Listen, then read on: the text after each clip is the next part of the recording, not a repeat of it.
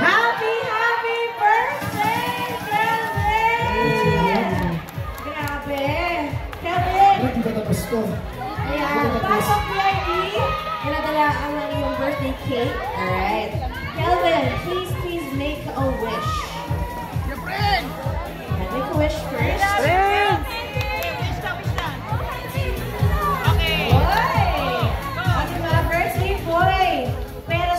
Mga kapuso, siya naman talaga yung may regalo sa ating kilig para sa studio audience natin. Tama? Yeah! Alright, bago mag-level up ang kilig, share mo naman muna ang iyong birthday message para sa iyong supporters and loved ones. Ayun nga, syempre gusto ko lang magpasalamat sa mga sumusuporta pa rin sa akin hanggang ngayon. Simula hanggang sa dulo tayo pa rin. And syempre sa pamilya ko, sa management, supporter, and team, and sa lahat ng medyo sa bayan. Maraming salamat.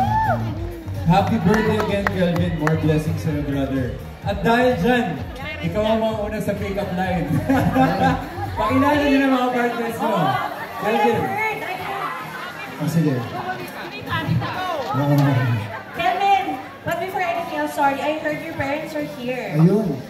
Hindi tayo sa ganito. Okay. Say hi and take sa parents. Chill lang kayo dyan.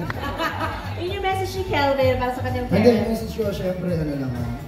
Patuloy nyo lang akong paniwalaan. Bigat nun. O, ito na.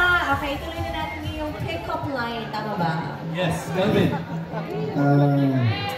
Sana ulan ka na lang at lupa ako. Para sa akin na lang ang taksa. Wow!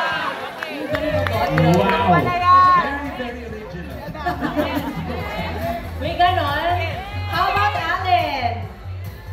Miss, ano pa alam mo? Robin, alam mo ba, hindi lahat ng buhay